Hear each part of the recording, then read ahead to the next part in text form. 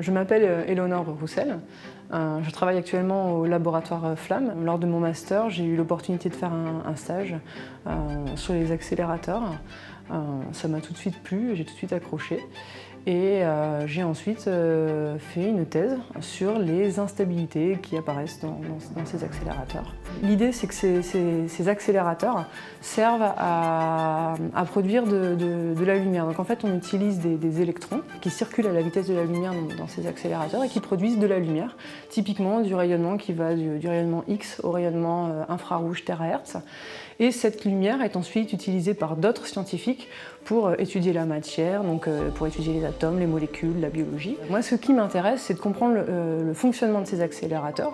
Il ne suffit pas d'appuyer sur un bouton pour que ça fonctionne, il y a des instabilités qui apparaissent, ça gêne la production de la lumière.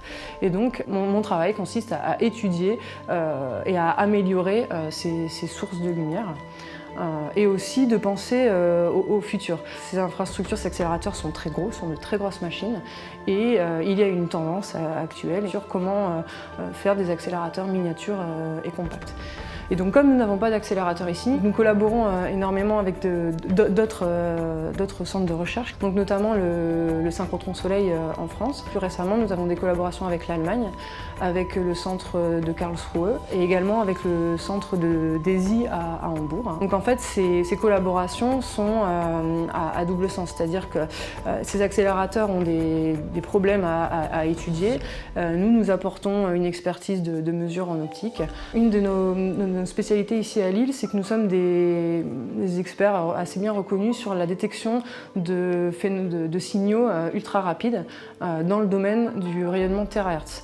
Donc typiquement, on développe des setups optiques ici en local au laboratoire que nous transportons ensuite sur les accélérateurs pour mesurer des propriétés du rayonnement émis ou des paquets d'électrons.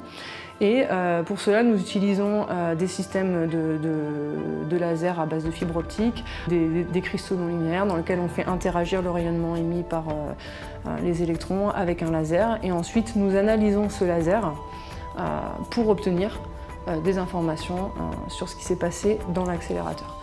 Donc, ce qui me plaît énormément, en fait, c'est ce côté quand même qui donne l'impression que c'est de l'ingénierie, mais c'est de l'ingénierie de pointe. Tout ce qui est fait dans ces accélérateurs est toujours à la pointe, à l'état de l'art. Et c'est de la science qui peut paraître très technique, mais qui est indispensable ensuite pour aller étudier d'autres phénomènes.